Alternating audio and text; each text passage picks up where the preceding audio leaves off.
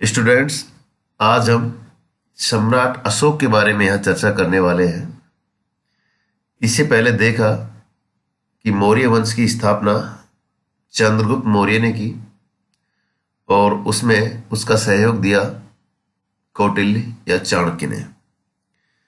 चंद्रगुप्त मौर्य का प्रारंभिक जीवन हमने देखा कि किस प्रकार चाणक्य उसको तैयार करता है और नंद वंश का नाश करके मौर्य वंश की स्थापना करते हैं।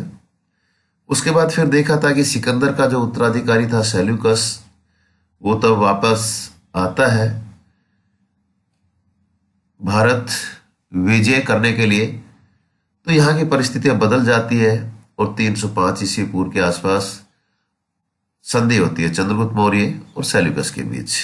उस संधि के बारे में हमने आपको बताया था कि किस प्रकार 4 प्रांत चंद्रगुप्त मौर्य को मिलते हैं और उपहार स्वरूप वो हाथी देता है और मेगास्थनीज पाटलिपुत्र दरबार में नियुक्त किया जाता है, जिसने पाटलिपुत्र राज दरबार के बारे में बहुत बेहतर तरीके से उसने लिखा है अपनी किताब के माध्यम से।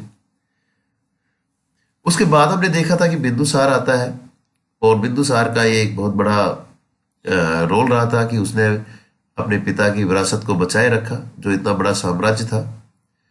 और उसके समय कुछ विदेशी जो संबंध थे, चाहे वो सीरिया के शासक एंटियोकस प्रथम को लेके हो और चाहे वो मिस्र का टोलेमी सेकंड फिलाडेल्फिया, तो उस समय तो 2 राजदूत बिंदुसार के दरबार में आते हैं। बिंदुसार आजीवक संप्रदाय को मानने वाला था और बिंदुसार के समय ही अशोक ने अपनी प्रतिभा का परिचय भी दिया था कि उस समय जब तक्षशिला में विद्रोह हुआ था और खस तथा नेपाल में विद्रोह हुआ था, तो सफलतापूर्वक अशोक ने उसका सामना किया और वहां पर प्रांतों पर अधिकार कर लिया था। तो ये अशोक से पहले का कुछ आपको दोहराया गया है कि क्या क्या घटनाक्रम हुआ था। और आज हम शुरू करने वाले हैं सम्राट अशोक के बारे में, उसका जीवन परिचय किस प्रकार रहा और किस प्रकार आगे वो बढ़ता है। अशोक सिर्फ मौर्य वंश के शासकों में ही नहीं बल्कि प्राचीन विश्व के महत्तम शासकों में अपना महत्वपूर्ण स्थान रखता है, क्योंकि बहुत से विद्वान हैं उनकी तुलना डेविड और सोलोमन, मार्कस ऑरेलियस और सोलोमन जैसे महान शासकों से करते हैं, जो विश्व स्तर पर महान शासक माने जाते थे और संभवतः ऐसा मानते हैं कि विश्व का वह पहला सम्राट था जिसने साम्राज्यवादी युग में युद्ध की नीति का त्याग किया। वह प्रजा को अपनी संतान के समान समझता था। धार्मिक और प्रशासनिक मामलों में उसकी गहरी रुचि थी। उसका नाम मास के अभिलेख में मिलता है तथा रुद्रदामन के जूनागढ़ अभिलेख में भी अशोक के नाम का उल्लेख मिलता है। तो ये एक अशोक का संक्षिप्त एक वर्णन है कि उसने क्या कुछ किया था।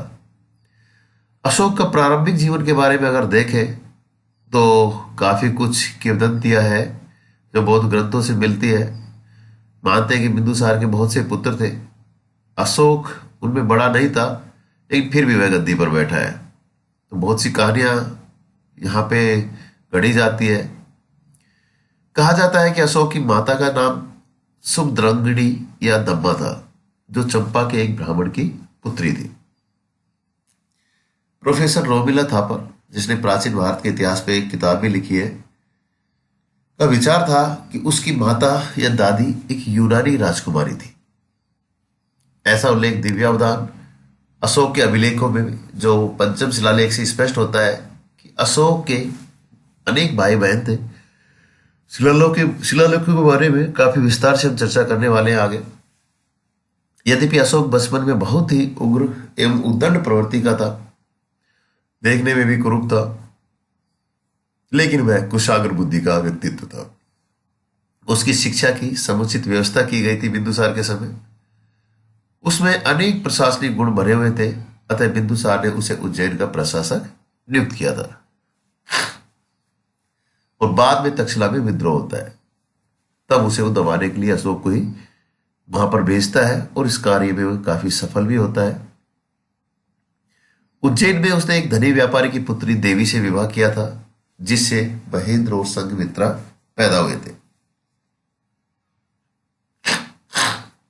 तो यहां पर हमने देखा कि एक क्वेश्चन यहां पर बनता है कि बिंदुसार के समय अशोक किस प्रांत का गवर्नर या प्रशासक था? तो ये क्वेश्चन पूछा गया है, उसमें अल्टरनेट आते हैं तक्षशिला, उज्जैन, नेपाल, खस, इस टाइप के अल्टरनेट आएंगे। तो यहां पर हमें ध्यान देना है कि उस समय प्रशासक जो था वो उज्जैन का था, तक्षशिला में उसने विद्रोह को शांत किया था। तो यहां पे कंफ्यूज नहीं होना है।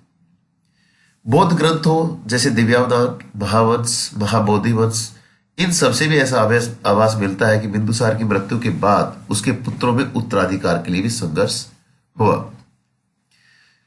मंत्री राधागुप्त की सहायता से इस संघर्ष में अशोक विजयी रहता है और यह भी कहा जाता है कि उसने अपने 99 भाइयों की हत्या करवाकर गद्दी प्राप्त की थी। तो ऐसा भी ये हम देखते हैं बौद्ध ग्रंथों में मिलता है। ये कथा श्रीलंका में लिखे गए बौद्ध ग्रंथों के आधार पर प्रचलित है, जिनकी ऐतिहासिकता एवं प्रमाणिकता संदेह से परे नहीं है। लेकिन बिंदुसार की मृत्यु के 4 वर्षों के बाद अशोक का राज्यारोहण इस बात का निश्चित प्रमाण देता है कि बिंदुसार की मृत्यु के पश्चात उसके पुत्रों में उत्तराधिकार का संघर्ष शुरू हो गया था और उसमें वह विजयी हुआ था। तो इस प्रकार वह 269 ईस्वी पूर्व में गद्दी पर बैठता है। ये एक अशोक का जीवन परिचय था, शुरुआती दौर जो हम कह सकते हैं। तो इसका कार्यकाल 272 ईस्वी पूर्व कहीं कहीं मिलता है और कहीं 269 ईस्वी पूर्व। तो ये जो बीच का काल था, इसमें कहीं ना कहीं उत्तराधिकार की लड़ाई हुई थी, जिसमें अशोक विजयी होता है। अब कुल मिला के देखा तो अशोक ऐसा मानते हैं कि 37 वर्षों तक उसने शासन किया था और उसी शासन को हम 3 भागों में बांट सकते हैं। पहला था कि अशोक के जो अभिषेक के पश्चात पहले से 7वें वर्ष तक का राज्यकाल। दूसरा हम जो भाग बांट रहे हैं वो है 8वें से 27वें वर्ष का शासनकाल और तीसरा है 28वें वर्ष से 37वें वर्ष तक का शासनकाल। 3 भागों में उसके शासनकाल को यहां बांटा गया है। उसकी शासन का प्रथम काल एक सामान्य चक्रवर्ती राजा के आदर्शों की तरह व्यतीत हुआ और इस अवधि के दौरान ही वह चंडाशोक के रूप में विख्यात भी रहा था। यानी कि बड़ा क्रूर शासक था, जो उसका पहले से 7वें वर्ष तक का जो राज्यकाल था उसमें कहा जाता है कि एक बार जब उसने अंतःपुर की स्त्रियों ने उसकी क्रूरता का मजाक उड़ाया, तब क्रुद्ध होकर उसने अंतःपुर की 500 स्त्रियों की हत्या करवा दी। चीनी यात्री फायान भी ऐसा उल्लेख करता है, उसकी क्रूरता का वर्णन करता है। फायान ऐसा मानता है कि अशोक ने राजधानी पाटलिपुत्र में एक नरक की स्थापना भी कर रखी थी, जहां लोगों को सताने एवं दंडित करने के नए नए तरीके वह खोजता था और लोगों को कष्ट सहते हुए देखकर वो बड़ा आनंदित होता था। फायान के बाद आने वाले चीनी यात्री हेनसांग भी इसकी पुष्टि करता है। वह तो यहां तक कहते हैं कि उसने स्वयं अपनी आंखों से नरक की दीवारों को देखा है। तो इन सारी कथाओं का एकमात्र उद्देश्य यही प्रमाणित करता है कि बौद्ध धर्म के प्रभाव में आने के पूर्व अशोक एक क्रूर और दुष्ट शासक था, परंतु बौद्ध धर्म ने उनका हृदय परिवर्तन कर दिया और वह एक धर्मावलंबी शासक बन जाता है। अशोक के राज्यकाल का सबसे महत्वपूर्ण भाग था दूसरा चरण और इस अवधि में कलिंग का विख्यात युद्ध होता है, जिसने अशोक के जीवन दर्शन को ही पूरी तरह से बदल दिया है। अशोक के राज्यकाल के तीसरे भाग की घटनाओं की स्पष्ट जानकारी हमें ज्यादा नहीं मिलती है। तो ये उसमें देखते हैं कि चंद्रगुप्त और बिंदुसार की ही तरह अशोक की विदेश नीति का भी मुख्य तत्व यही था कि भारत के अंदर उग्रगामी साम्राज्यवादी नीति का पोषक था, जबकि विदेशों के साथ उसके मैत्रीपूर्ण संबंध बनाए रखा। तो जो नीति चंद्रगुप्त ने और बिंदुसार ने चलाई थी विदेश नीति, वही नीति का पालन कहीं न कहीं अशोक भी कर रहा है। राजा बनने के पूर्व वह खस और नेपाल की विजय कर चुका था। कल्हण की राजतरंगिणी से ज्ञात होता है कि देखो, बहुत प्रसिद्ध किताब है कल्हण की राजतरंगिणी, हमेशा आपको याद रखनी है। कश्मीर का इतिहास इसमें लिखा गया है। तो उससे हमें पता चलता है कि अशोक ने कश्मीर पर भी विजय प्राप्त की थी, परंतु उसके जीवन का सर्वाधिक महत्वपूर्ण युद्ध जो था वो कलिंग का युद्ध था, जो उसके राज्याभिषेक के 8 वर्षों के पश्चात अर्थात 9वें वर्ष 261 से 60 ईस्वी पूर्व में हुआ था। तो देखो यहाँ क्वेश्चन किसी भी रूप में पूछा जा सकता है कि कलिंग का युद्ध कब हुआ, उसके राज्याभिषेक से 8 वर्षों के बाद, और उसकी डेट भी पूछी जा सकती है, 261 आपको याद रखना है। तो ये युद्ध जो था वो अशोक को चंडाशोक से धर्माशोक में परिवर्तित कर देता है। तो कलिंग युद्ध से पहले का काल और कलिंग युद्ध होना और उसके बाद का काल, अशोक में बहुत महत्वपूर्ण परिवर्तन होता है। पहले बहुत क्रूर शासक के रूप में था, कलिंग की लड़ाई होती है, उसमें विभत्स दृश्य देखता है, और उसके बाद फिर उसका हृदय परिवर्तन होता है और फिर वो इतिहास में अमर हो जाता है। कलिंग विजय की अगर यहां पर हम बात करें तो कलिंग युद्ध का जो वर्णन है विस्तार से, तो उसने अपने 13वें शिलालेख में वो करता है, और इस युद्ध के अनेक कारण भी प्रतीत होते हैं, क्योंकि संभवतः नंद वंश के पतन के पश्चात कलिंग एक स्वतंत्र राज्य बन गया था। कलिंग एक शक्तिशाली और संपन्न राज्य था। इसका विस्तार उत्तर में वैतरणी से लेकर पश्चिम में अमरकंटक और दक्षिण में महेंद्रगिरी पर्वत तक फैला हुआ था। यह राज्य हाथियों और हाथी दांत के लिए भी काफी विख्यात था। मेगास्थनीज भी इस बात की पुष्टि करता है कि उसके समय में कलिंग का एक राज्य जो था वो स्वतंत्र था। इसकी सैनिक शक्ति अत्यधिक बढ़ी चढ़ी थी।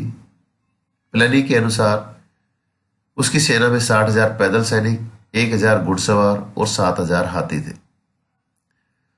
अशोक के समय में कलिंग की सेना और अधिक शक्तिशाली रही होगी ऐसा मानते हैं।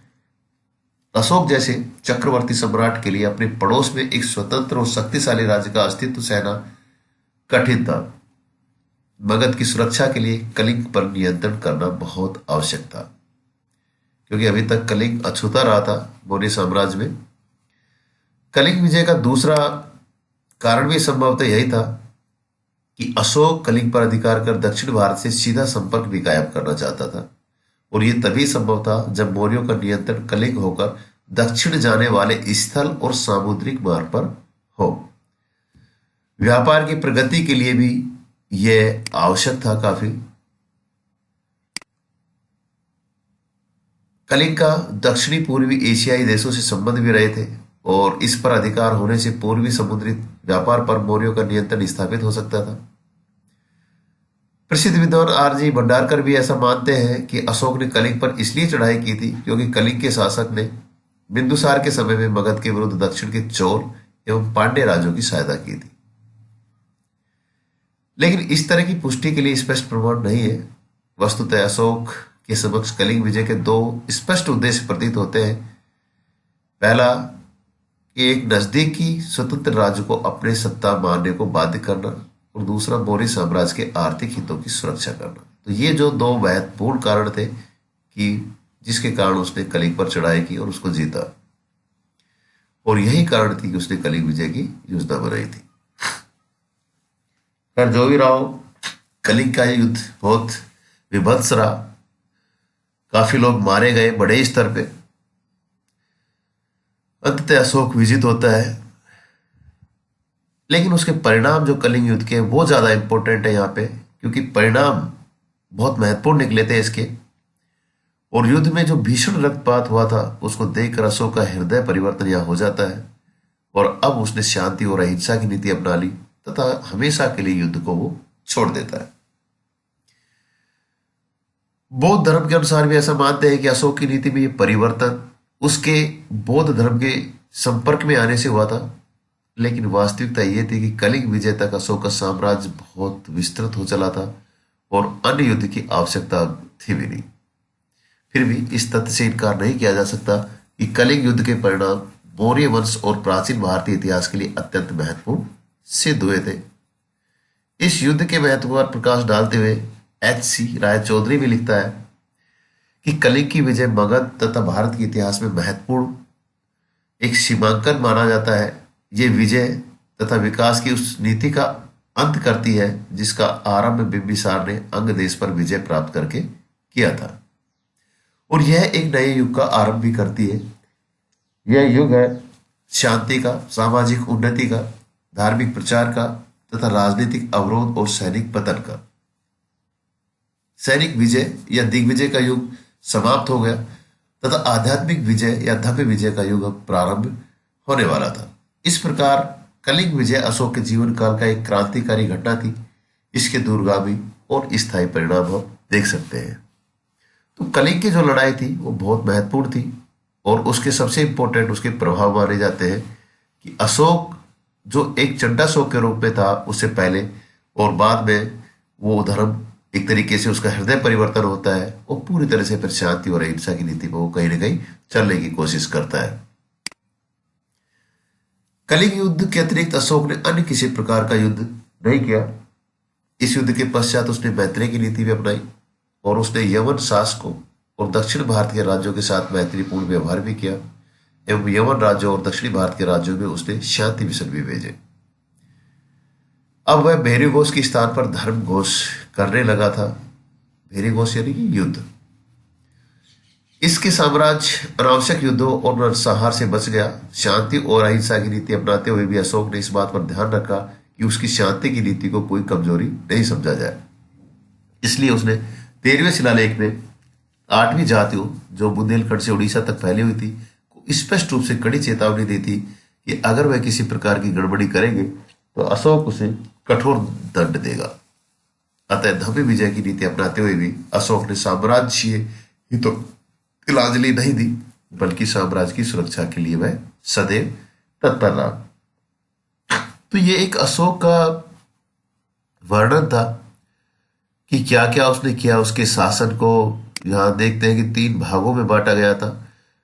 पहला जो काल था 7 साल तक उसके राज्याभिषेक से बड़ा क्रूर शासक के रूप में उसको पहचान मिली थी। उस समय खतरनाक उसने तरीके से शासन किया था, डर का माहौल था। लेकिन 261 ईस्वी पूर्व के आसपास जब कलिंग की लड़ाई होती है तो वहां से उसका पूरा हृदय परिवर्तन होता है और वो भेरी घोष की जगह धम्म घोष की नीति अपनाता है। तो ये था एक अशोक का जो एक संक्षिप्त विवरण भी कह सकते हैं कि जन्म को लेके और फिर भाइयों से किस प्रकार संघर्ष हुआ, गद्दी पर किस प्रकार बैठता है, तो वो सब चीजों के बारे में बताया गया है। और कलिंग पर उसने युद्ध आखिर मतलब क्यों विजय प्राप्त की, क्या उसके कारण रहे थे और सबसे महत्वपूर्ण की उसके परिणाम क्या निकले थे, वो आपको यहाँ पर बताया गया है। तो आज का यही टॉपिक था हमारा अशोक के बारे में।